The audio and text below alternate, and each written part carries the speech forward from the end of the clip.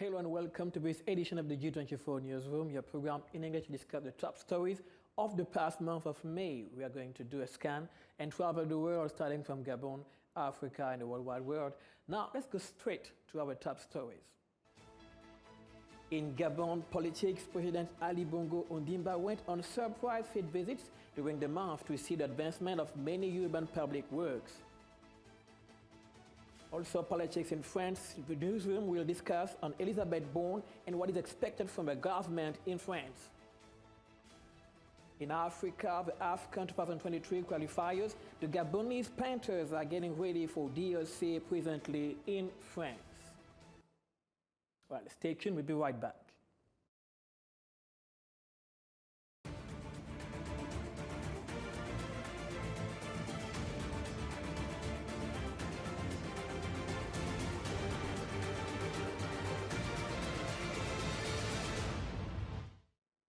Politics in Gabon during this month of May, President Ali Bongo organized some field visits in the capital through the streets of Libreville and Ovendo. The head of state went to touch the reality of the rehabilitation works of urban roads. More in this report.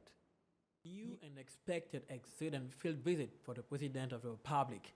Like last Tuesday through the streets of the capital, President Ali Bongo went again to take the pulse of the construction sites being executed. We are really happy. We needed the road. We thank Mr. the President for what he did for us. It is very good. The road is clean. A few months ago, these road sections, which are now passable in all seasons, were in an advanced state of deterioration. Since the first visit of the President here, the transformation is perceptible. In Libreville, as well as in Ovendo, where the presidential escort passed, many roadsides have opened up to modernity. Several of these difficult to access neighborhoods to the great joy of the populations. The President's visit today is a strong signal that confirms his determination to accelerate the pace of work and the necessary rehabilitation in Libreville, Ovendo, and Akonda. To discuss about it, I received Boris Ondo, political analyst and president at the African Youth Action Foundation. Hello, Boris, are you there? Hello, Jan. How are you doing? Pretty good. Thank you for having me again. No worry. So let's go straight to this information. We had President on the field. He went to see what is actually going on about the public works in the capital. How should we interpret this field visit of the President? Well, I mean, this is the most normal thing for a head of state to do, you know, to make sure that the work of his agenda is carried on and go on the field and check what is happening. So the President has done what normally one of his duties are, apart from protecting the Gabonese people, making sure that their needs and the economics are met. He is also in charge of making sure that his agenda moves forward. So this is nothing abnormal for a head of state. But it can also be interpreted that we are ahead of the 2023 elections. Some of those appearances might be seen as first steps into announcing his intent for the upcoming elections and announcing his will to not only continue the work that he has undertaken, also make sure he better for the next years. So several interpretations can be made this outings President just made. Okay. Mr. Ondo, do you think it is a statement of continuity for you? Because we know that the next presidential elections are coming. Now it comes out and it moves in the street. Is it a kind of statement for the elections to come? Well, as I said, we cannot deny that the 2023 elections are ahead. And the president is a politician nonetheless. And if elections are coming, a good politician might want to now prepare his instrument, prepare his tools and element for the upcoming elections. But as I said, the, it did what the first duty of a president is, make sure that the work on the field is very being carried on. But we cannot also deny that as a politician, he knows how things work. 2023 being ahead, this will also be interpreted as him showing his moves ahead of the electors. Okay, boys, now we're moving from Gabon, we go to Equatorial Guinea, where on Wednesday was opened in Malabo the extraordinary summit of the African Union, a meeting that began with the meeting of the Executive Council of the organization, while the foreign ministers will have the task of preparing the two summits of Friday and Saturday, like today. The humanitarian situation in Africa, the fight against terrorism, and also the regime changes considered unconstitutional by many heads of state of the continent will be the topics discussed during this extraordinary meeting. According to the UN, 115 million people in the 15 most affected African countries need assistance, while the continent is facing several crises, including health, climate, food, and security. Moreover, a donor conference will be organized to mobilize funds for more than 30 million refugees and displaced persons. Well, Boris Malabo is hosting two summits, the Extraordinary Humanitarian Summit and the Pledging Conference and the Extraordinary Summit and Constitutional Changes of Governments in Africa. What makes those events special ones? Well, as you have rightfully introduced it, Ian, this summit is especially important because of the humanitarian needs of all the displaced, internally displaced people and refugees in Africa right now. As you said, according to reports, more than 157 million people are internally displaced and refugees in Africa, going from north to central, east and west. So this big number of people is only waiting for heads of states and governments to fill up their streams to make sure that they get the assistance that they need to be, taken care of. So that makes this really important in these days in Malabo. Okay, but now what are the expected outcomes from these two summits now in 2022 as we are struggling after the COVID-19? What can be expected from that? Well, actions, action, and action. That's what can be expected from these summits. Summits are but to speak, to set up strategies, find collaborations and cooperations, to set up agreements between people and leaders who are supposed to act, to make pages actually come. What is really expected after those pages, after those agreements, after those talks, to heads of states and government into action, make sure everything said is actually implemented. So what is it expected? Just as the African Union has already started with a normative solution with the Convention 2000 and other related declarations, we need more actions to make sure that the operational part of it is also covered. Honors to come up with assistance and the funds needed for the action to be implemented.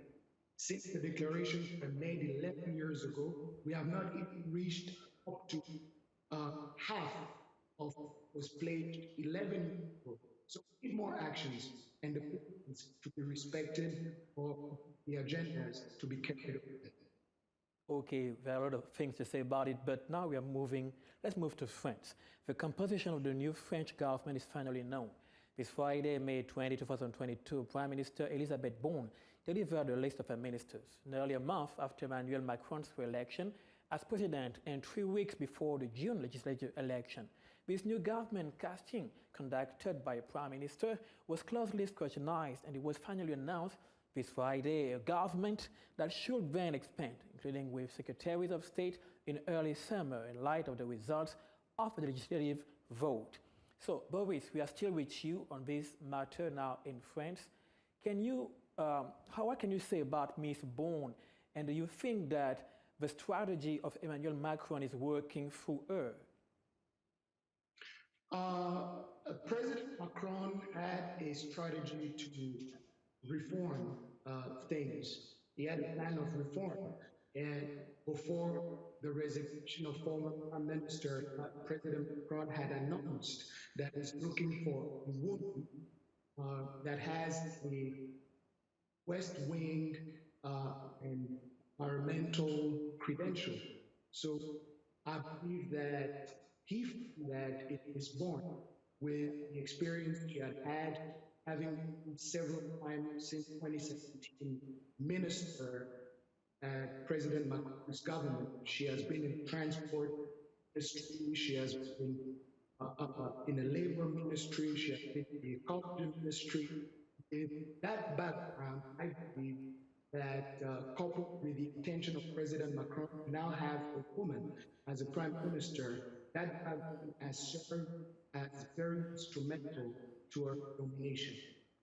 Okay, but what can we say about a government? Do you think that the choices that she made are good, that those people are able to really bear to support the policy of Emmanuel Macron?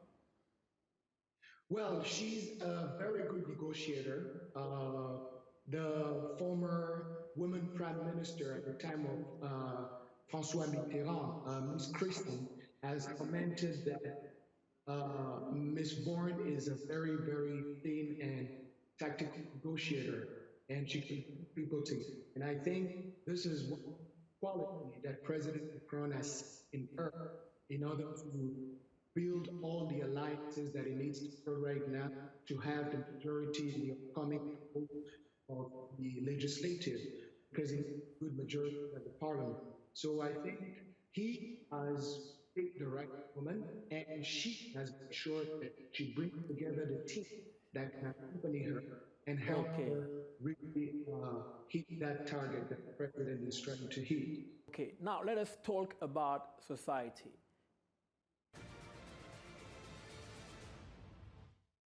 In the USA, an 18-year-old gunman on Tuesday fatally shot 9 children and 2 adults at the Texas elementary school. The UN Secretary General expressed his shock through a statement. Vanessa Tsogu has more information in this report. The gunman opened fire at Robb Elementary School, which teaches children aged 7 to 10 in the city of Uvalde, before he was killed by law enforcement, officials said. The 18-year-old suspect had a handgun, an AR-15 semi-automatic rifle, and high-capacity magazines, investigators say. He is suspected of shooting his grandmother before the rampage. UN Secretary General Antonio Guterres was deeply shocked and saddened by the heinous mass shooting in an elementary school in Texas, the United States said his spokesman on Tuesday. Stefan Dujarric, the UN spokesman, said in a statement, "It is particularly heart-wrenching that most of the victims are children."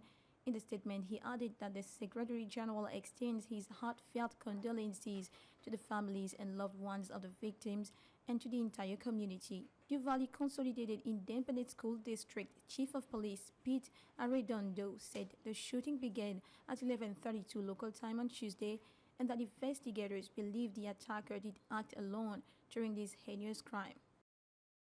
To discuss about this very sensitive topic, I receive Jean-Cédric Obam-Eman, a defense and security expert. Welcome, Mr. Obam-Eman. Thank you. How are you doing? Just fine. Thank you for inviting me. Okay, as we just saw in this report, this Texas shooting and the one in Buffalo almost 2 weeks ago, 27 school shootings have now taken place so far this year in the USA. What is going on, and what can we call this? Can we call that hatred crimes, or what is going on in the state right now? Okay, basically, you got to understand that America is a state where we got a category of people they call the white supremacists. This is actually an action. Let me think about, first of all, the attack in Buffalo, New York, okay? There, the gunman was also 18 years old. He was a partisan of a white supremacist. What is white supremacy? White supremacy is an ideology in America where white people believe to have to be a superiority over ethnic groups in the United States. I mean, over African Americans, Asian Americans, Hispanics, etc. Now, the killing in Buffalo can be interpreted as hatred because of white supremacists hate Jewish communities. They hate African Americans. They hate Hispanics. They hate non-white people. Exactly. So what's happening there? What's happened with the case I just mentioned, Buffalo? The guy can be labeled as a terrorist. Why? What is terrorism in this case? Because white supremacy is an ideology. Terrorist organizations have an ideology. They have political goals they want to reach. In the case of white supremacy, what they want to reach is this. They want America for whites only. And the ideology comes from European colonialism that believed that, European colonized Africa, the Americas, and of course, Asia. So it can be labeled a terrorist act, also hatred crimes. Now, what about this week attacks? What's happened this week attack? It's difficult to label it terrorism. Of course, I'm tempted to call it terrorism. Why? Because it's what we call in terrorism studies lone wolf cases. It's an individual who might have been exposed to radicalization websites, to violence or violence extremism, and decide to do something the world will remember. He wanted people to remember. He wanted to do something, and we are talking about him. This is what he wanted. Now, the targeted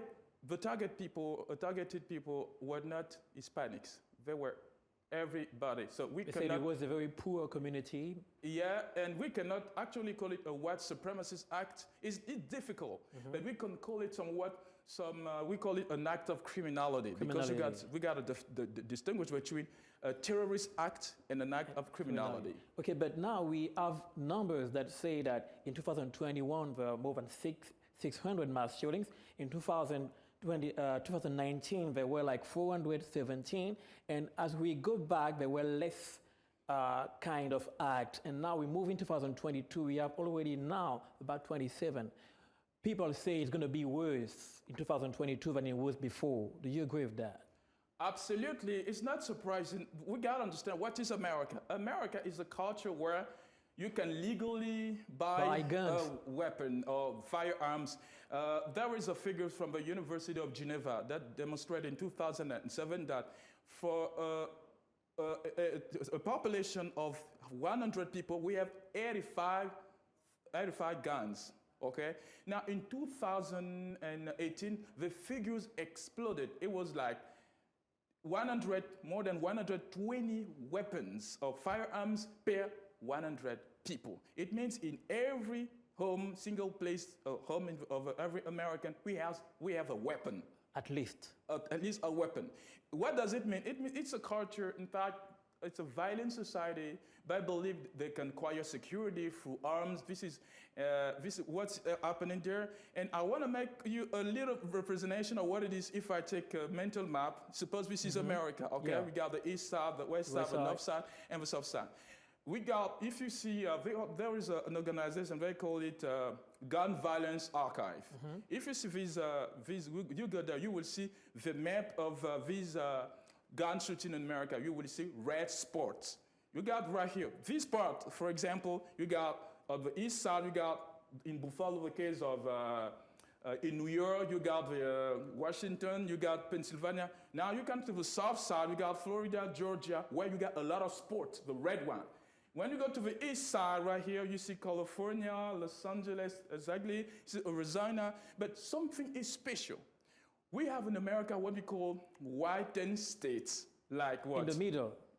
They are in the center. In the center, and yeah. On the north part and the center. For example, here you got Colorado, you got Wyoming, and you got Nevada right here.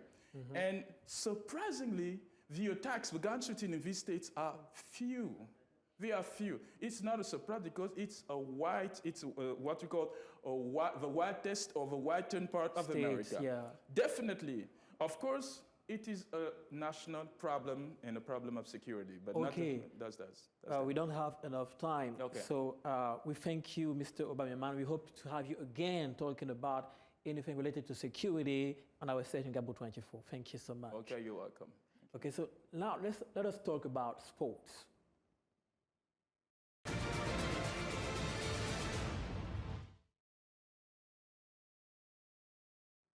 In Africa, the preparation of Patrice Neveu's men is currently underway in France as Gabon, the Panthers of Gabon, will take on DRC on June 4 for the AFCON 2003 qualifiers.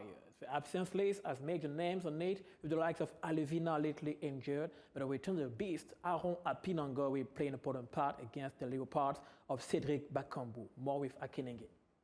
The Panthers of Gabon joined France on May 25th, 2022, and the den is now half full.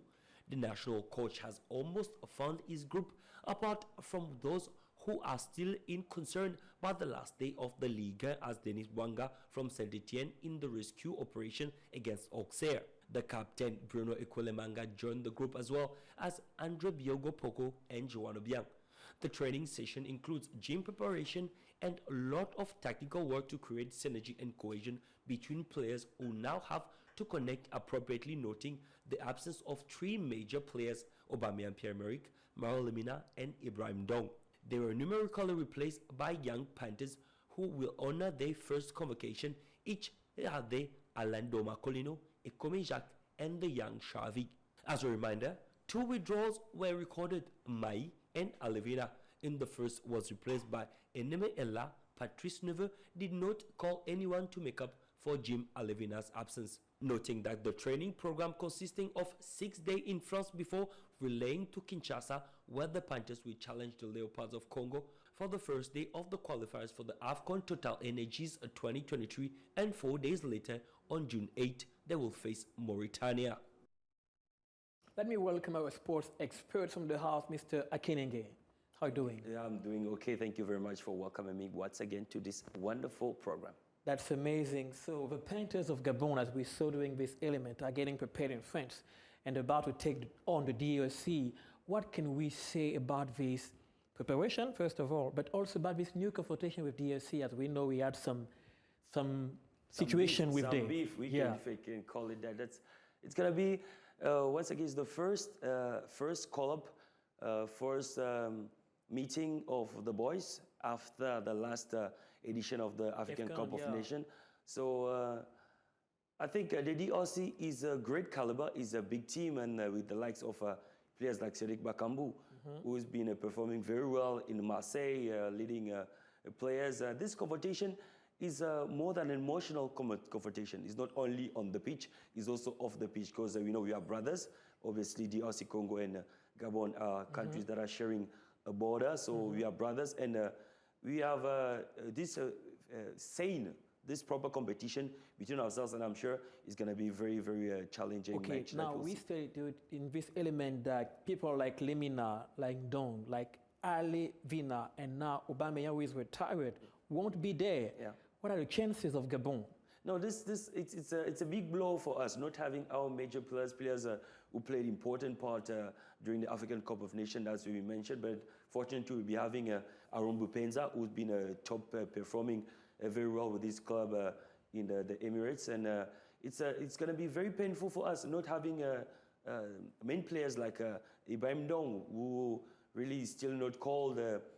Now the coach say that it's a problem that he doesn't have a club, he's not yet registered, and then we cannot call a player who's not registered. As we know, we know very well that Ibrahim Dong is a player that has been impacting the national team very well. And then Alevina, who's it's been long, he hasn't been called. Yeah, but the problems before his call-up, it was about this attitude. Do you think we can have a kind of settlement between the coach and...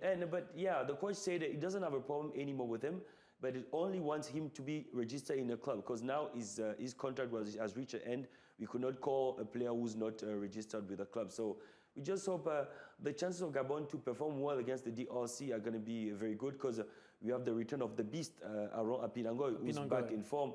So this is something that will play an important part in this game with Gabon. Okay, we're talking about the retirement of Pierre-Emerick Aubameyang. Yeah. I know this subject, this matter is quite sensitive, but what can you tell us about it? Some people say we'll come back. Others say it's done. He's only 32, 33? Yeah, 32. 32. Do you think it's very serious? He won't ever come back? But first of all, to talk about the retirement of Pierre-Emerick Aubameyang from the national team, we have to look first at what are the reasons why Pierre-Emerick Aubameyang would People want don't know. to. Yeah, People you see? don't know. So there are so many things, maybe because at the personal level, we were discussing with some other journalists and sport journalists in Gabon. We were talking about it's a message that Pierre-Emerick Aubameyang also wants to send to the federation, because he's been talking about the misbehavior, the mismanagement that have been happening in the federation only, not only also in the sports in Gabon, like as a whole. Maybe it's a way for him to call on leaders for them to behave a certain way, because I'm sure he's going to come back. I'm sure that I'm determined that he's going to come back. Maybe this is a way for him to send a message. Put pressure. Yeah, to put pressure on things. If there are no change, he will not come back. Obviously, he hasn't been speaking on that yet. These are only speculations that we are applying to it. But then he's going to be missed. He's going to be missed. He's one of our top goal scorers. And as we were calling, we saw many media from around the world mentioning that he's the best Gabonese footballers of all times. And this is something that will be not denied. No disrespect to all former players and no disrespect to major players who play Now, their coming part. back to Gabon here, the National League has resumed. Will we see a player from the league called up before the end of the qualifiers? What do you think about it? It could be possible, because this league is pushing up until June. That's where the league is going to end. So maybe we will have next matches in the few coming months for this qualifiers. I'm sure we can find players in this national football league, because we've seen players performing very, very well, especially certain boys playing maybe at AS Pelican, or others at USB who are very well performing.